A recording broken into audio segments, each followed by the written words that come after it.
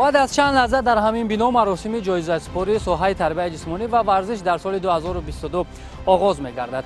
البته این گونه قدرشناسی برای مربیان و ورزشکاران یک تکان خوب می‌بخشد برای در سال‌های من بعد رشد کردن ورزش در تاجیکستان. یادآور می‌شویم که امروز ورزشکاران، مربیان و فدراسیون و مکتب‌های ورزشی که در سال 2022 نتیجه ارزنده داشتند و توانستند که با طور شایسته ورزش میهن را معرفی کنند، از جانب کمیته کار با جوانان و ورزش نزد حکومت جمهوری تاجیکستان قدرشناسی می‌شوند و ما کوشش می‌کنیم که جریان برگزاری مراسم جایزه سپاری را برای شما انعکاس کنیم.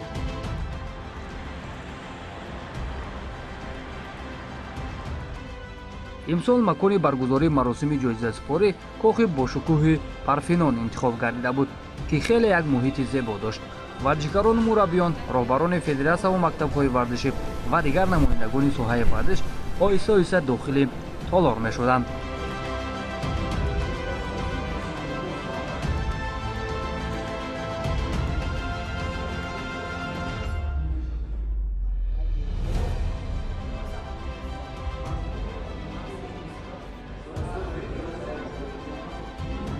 аллакай маълум буд ки киҳо имрӯз соҳиби ҷоиза мешаванд, чаро ки он натиҷаву дастовардҳои арзандаро ҳайати комиссияи салоҳиятдор таҳлилу баррасӣ намуда арзандаҳоро муайян кардааст.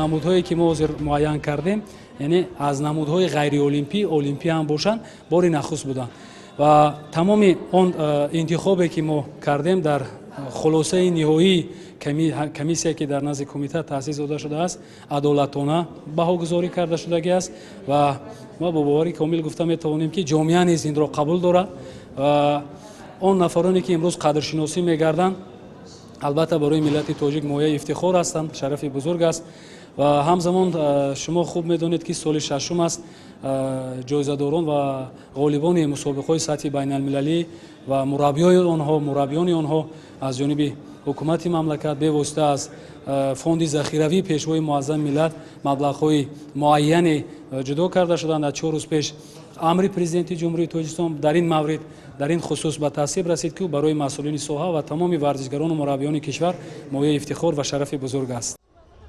имрӯз барои тамоми намояндагони варзиши меҳан рӯзи хотирмон буд, зеро самараи меҳнату заҳматҳо ва сарсупурдагиҳояшон қадр мешавад.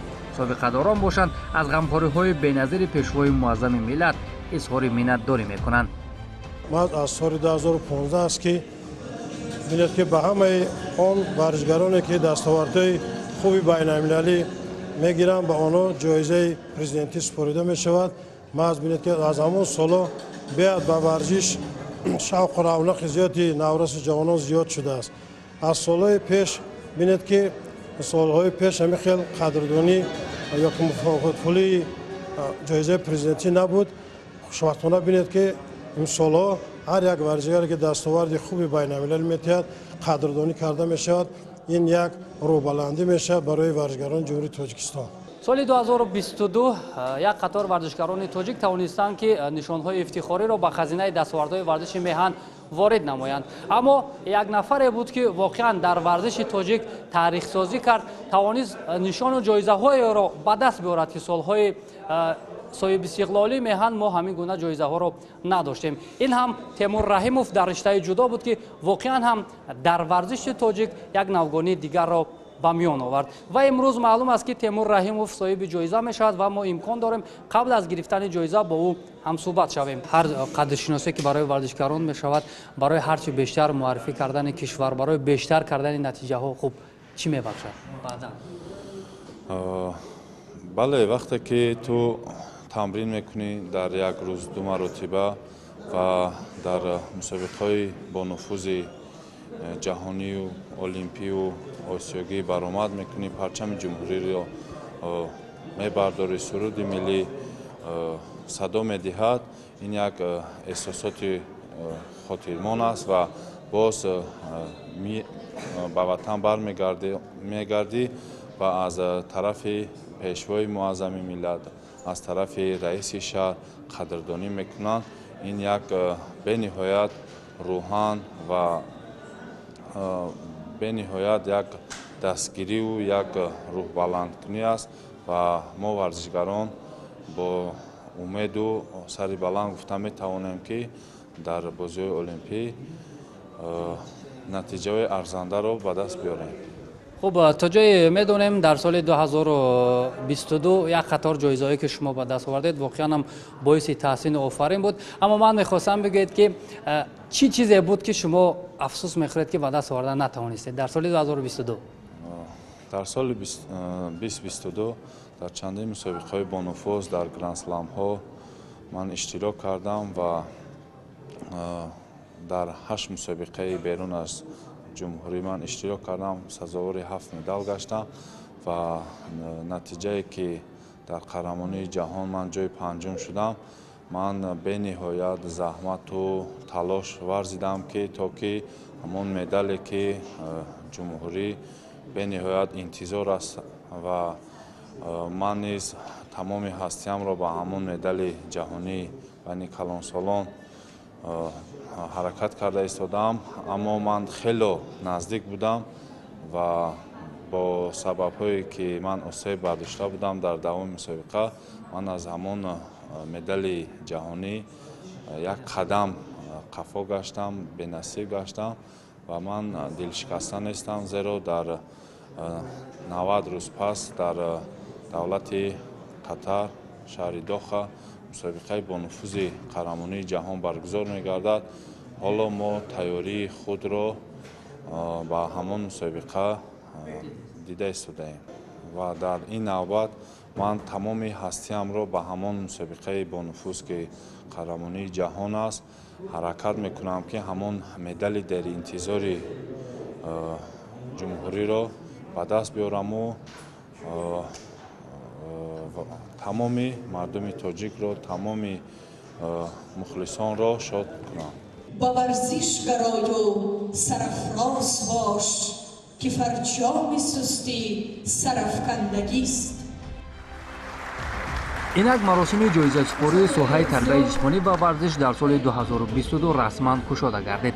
ستاریان مطلوبخان معاون سروزیر جمهوری تاجیکستان از مهمانان فخری چهاربینی امروزه به شمار میرفت که ضمن سخنرانی ایشان از غمخوری‌های دائمی سرور دولت در سمت ورزش یادآور شده تاکید نمود که هر یک ورزشکاری که برای معرفی دولت و پرافشانی پرچم تلاش میکند حتما زیر توجه دائمی رهبریت عالی مملکت قرار میگیرد. از این رو ستاریان مطلوبخان از ورزشکاران و مربیان و دیگر نمایندگان ساحه دعوت به عمل آورد که از امکانیت‌های موجوده استفاده کرده برای معرفی دولت و ملت سهم ارزنده خود را گذارند. همزمان تاکید گردید که ورزش یکی از سمت‌های مهم جامعه بوده توسط آن هم ملت سالم می‌گردد و هم به جهانیان معرفی. رئیس کمیته کار با جوانان و ورزش نزد حکومت جمهوری تاجیکستان رحمانزاده عبدالله قربانعلی هنگام برآمدش ابراز داشت که سال 2022 در تاریخ ورزش کشور موفق‌ترین سال به حساب رفته.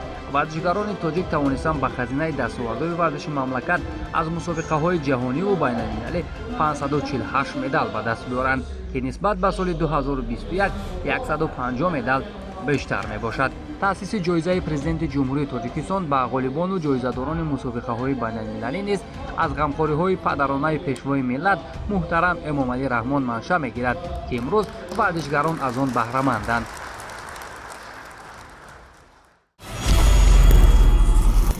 مکافات در حجم 40,000 سومانی و به مربی 10,000 سومانی سپرده می‌شود. نفرانی که جایزه گرفتند بیشتر از چمپیونات‌های آسیا سزاوار مقام‌های افتخاری گردیدند. تیمور رحیموف برای اشغال مقام دوم در چمپیونات آسیا عاید به جودو با 40,000 سومانی مکافاتانیده شد. همزمان به مربیش سهراب عبدالرحمانوف نیز 10,000 سومانی جایزه پولی تقدیم کرده شد. شادمان رضایف نیز برای کسب نشان نقره چمپیونات آسیا با 40,000 سومانی و مربیش باشد با 10,000 سومانی قدرشناسی گردیدند. قهرمان جهان در سال 2022 میان جوانان جودوکار با مهارت کشور امامعلی نورعلی نیز با چنین مبلغ سرفراز گردانیده شد. البته زحمت‌های مربی او فاروق صابیروف نیز قدرشناسی گردیدند. سامان محمدبکوف یکی از جایزه‌داران دیگر قهرمانی آسیا نیز قدرشناسی شد.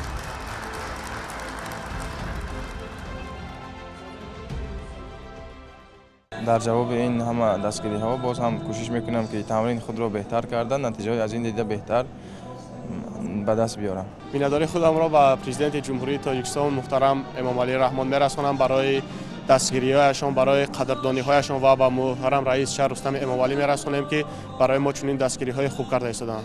در سال 2022 در یک قطار مسابقه‌های بین المللی اشتراک کردم و یکمین مسابقه چمپیونات آسیا بین مردم برگزار گردیده در شهر نورسلطان جمهوری قزاقستان. در آنجا سزاوار جای دوم گشتم و دومین مسابقه من بازی‌های اسلامی بود که در 4 سال یک مرتبه برگزار می‌گردد. در همان مسابقه در وزن 81 کیلوگرم برآمد کردم و سزاوار جای سوم گشتم و حاضر باشد ما جایزه را در سال 2022 از سبب آن می‌گیریم که در چمپیونات آسیا سزاوار جای دوم گشته بودم.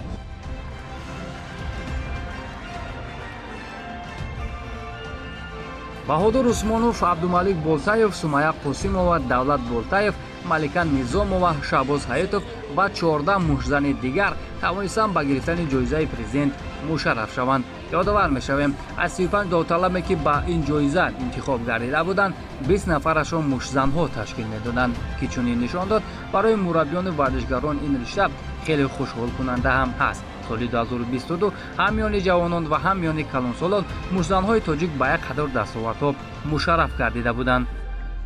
мо бениҳоят шод ҳастем, мо бениҳоят яъне хурсанд ҳастем ки моро дастгирӣ менамоянд, яъне ба мо бонувон таваҷҷӯҳи худро зоҳир менамоянд ва мо аз дастгирии инҳо хеле шод ҳастем ва миннатдориро баён менамоем ва кӯшиш менамоем ки аз инҳо боз ҳам баландтар ва ба қуллаҳои баландтар рафта ва парчамбардори миллат ва давлат мешавем. Имсол ҳам ман мехоҳам ки яъне ки дар варзиш иштирок намуда дастовардҳои хеле хуб ва зиёдеро яъне ки ба даст оварам ва тайёриҳоям бошад ҳам хеле ҷиддӣ ва хуб ҳастанд.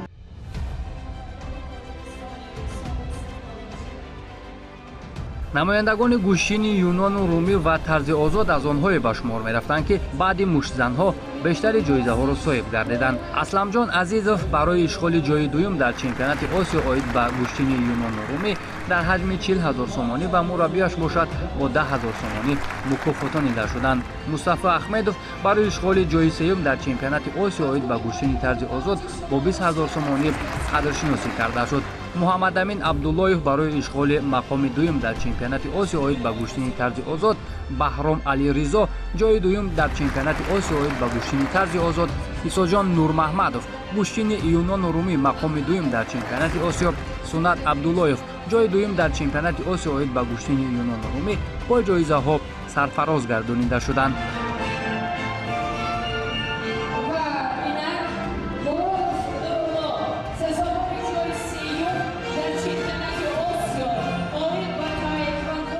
варзишгарони гӯштини тарзи озод бинед ки ҳамасола бо ҷоизаи президентӣ яъне қадрдонӣ карда мешаванд. имсол бинед ки боз зиёдтар шуд гӯштингирони тарзи озод, яъне федератсия гӯштини тарзи озоди юнону румӣ бинед ки имсол варзишгарони мо хеле бисёр қадрдонӣ гаштанд. барои ҳамин мо бозам мураббиён кӯшиши ғайрат мекунем ки бозам ин нафарони ҷоизагирандаро бисёр кунем ва кӯшиш ғайрат мекунем ки дар мусобиқаҳои чемпионати осиё ҷаҳон ва бозиҳои олимпики соли 2024 мешавад давлати худро ҷумҳурии худро парчами худро дар онҷо баланд бардорем. ҳамин хел ҷоизаҳо метиҳам бо ҳар сол ин сол кӯшиш кардем ҷои дуюм шудем, ҷоиза метиҳам бо соли дигар бештар талош мекунем ки сазои ҷои аввал гардем. ҳамин ҷоиза одамро завқманд мекунад. дар оянда нақша дорем ки мо рӯзи 17 феврал ба шаҳри египт сафар мекунем ки дар онҷо рейтингови турнир мешавад ки аз замин намуди юнон рум ва риштаи гӯштини тарзи озод дар 4 мусобиқа рейтинг мешавад ки мо дар рӯзи 17 ба ҳамонҷо сафар мекунем ва 23 мусобиқаи мо сар мешавад.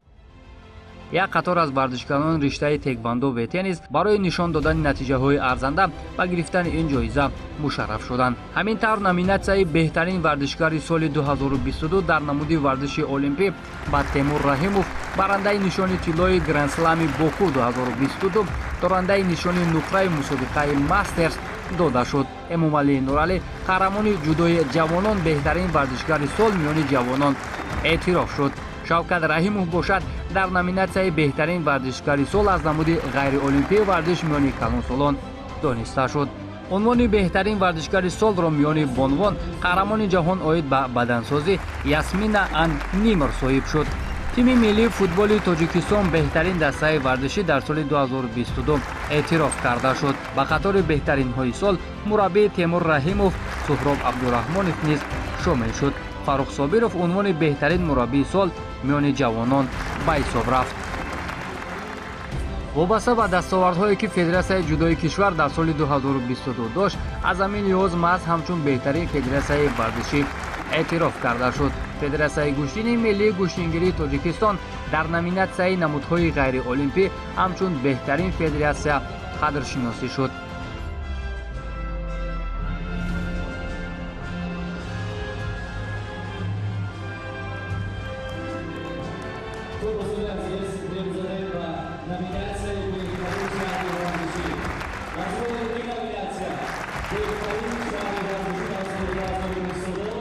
соли 2022 барои Федератсияи гӯштингирӣ ва барои мардуми ҷумҳурӣ як соли фаромӯшнашуданӣ буд. Ба чӣ хотир ки дар соли 2022 Федератсияи гӯштингирӣ дар якҷоягӣ бо мақомоти иҷрои ҳукумати давлатии шаҳри Душанбе, бо Кумитаи кор бо ҷавонон ва варзиш тавонист 5 мусобиқаи сатҳи байналмилалиро баргузор намоем. 4 тааш дар дохили ҷумҳурӣ ва 1 таён берун аз ҷумҳурӣ дар Федератсияи Россияи шаҳри Тver. ва боз як чизи фаромӯшнашаванда ҳамин буд ки бо дастгириҳои муҳтарам раиси шаҳри Душанбе тавонист Федератсияи гӯштингирӣ ин намуди миллии аҷдодиро ба сатҳи байналмилалӣ бароварда ва соҳиби сертификати байналмилалиро ки доро шавад.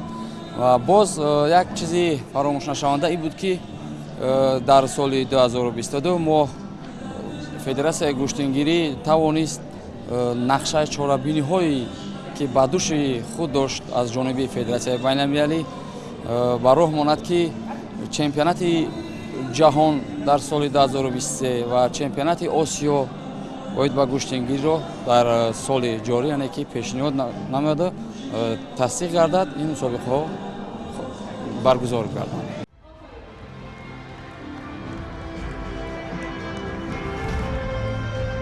Федератсияи тенниси Тоҷикистон соли 2022 як қатор мусобиқаҳои рейтингиро дар Тоҷикистон баргузор намуд, ки дар ин миён теннисбозони наврасимо натиҷаҳои назаррасро соҳиб шуданд. намояндагони ин ришта низ қадршиносӣ гардиданд. дар соли 2022 федератсия 14 та мусобиқаи байналмилалӣ гузаронд. яке аз ин мусобиқаҳо ки таҳти унвони Федератсия тенниси Осиё буд, ин ҷоми президент ки ҳамасола баргузор мегардад. дар мусобиқаҳои мазкур яке аз варзишгари беҳтарин мо Сомон Амонов ки айни ҳол панҷум ракеткаи Осиё мебошад иштирок намуд ва имрӯз ҳамин дастовардҳоро ва фаъолияти федератсияро ба назар гирифта имрӯз федератсияро ва варзишгари моро қадрдонӣ карданд ва дар соли 2023 федератсия тасмим гирифтааст ки зиёда аз 19 мусобиқаи байналмилалӣ баргузор гардонанд. беҳтарин мактаби варзишӣ дар соли 2022 ба муассисаи давлатии мактаби махсуси варзишии захираҳои олимпии рақами 6 оид ба намудҳои гӯштгирӣ шаҳри Душанбе дода мешавад.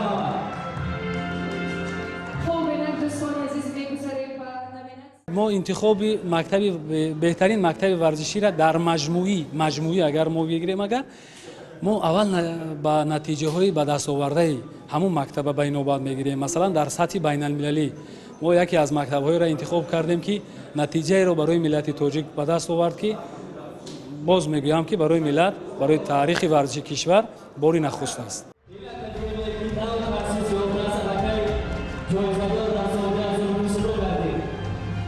академияи футболи Ювентус бошад ҳамчун беҳтарин иншооти варзишии соли 2022 эътироф шуд. шаҳри Душанбе ҳамчун беҳтарин шаҳри варзишии соли 2022 дониста шуд, ки воқеан ҳам арзандаи ҳама гуна ҷоизаҳост. таи чанд соли охир дар Душанбе шаҳр даҳҳо иншооти варзишӣ бунёд гардидааст. соли 2022 пойтахти мамлакат мизбони як қатор мусобиқаҳои байналмилалӣ буд. که سال گذشته در شهر دوشنبه 7 مسابقه بین‌المللی دایر و برگزار گردید. البته یگان تایی البته به ساعتی نظر نبود. امروز ما رو قدردانی کردند و ما کوشش میکنیم که در سال 2023 باز هم مسابقات در سطح بلند ورزشکاران رو در سطح خوب آماده کنیم و مؤسسات رو فدراسیون همکاری کنیم که همه خیلی قدردانی و قدرشناسی زیادتر گرده. варзишгарони наврас ки таҳкурсии асосии варзиши меҳан ба ҳисоб мераванд аз мадди назари масъулин дур намонданд. дар номинатсияи варзишгар навраси умедбахши соли 2022 сомон турсунзода аз рӯи намуди гӯштини ҷудо, сомон амонов аз риштаи тенниси калон ва эмомҳусайн умаров дорандаи сертификати ҷаҳонии рекорд бо қувваи дастсанҷӣ ё аджимани зиёда аз 5200 маротиба ва боз чандин наврасони дигар қадршиносӣ шуданд, ки албатта дар оянда барои муаррифии миллат талош хоҳанд кард.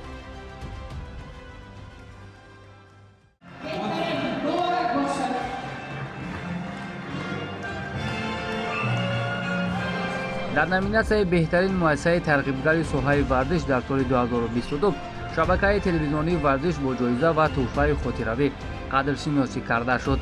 кори пурсамари шоҳроҳони варзишӣ низ аз мадди назари масъулин дур намонд.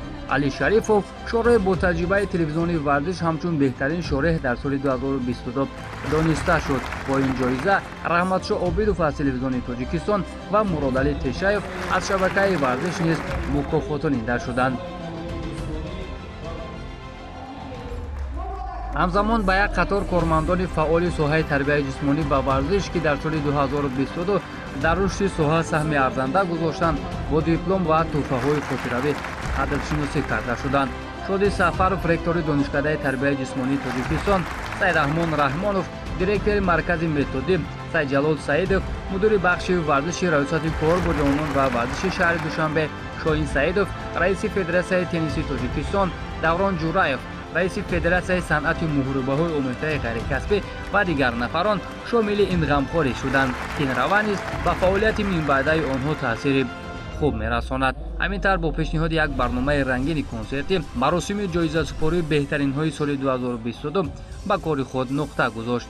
боварӣ дорем ки соли ҷорӣ натиҷаҳо аз соли гузашта дида хубтару беҳтар мешаванд ва варзишгарони мо метавонанд дар сатҳи ҷаҳон ватани худро арзанда муаррифӣ кунанд.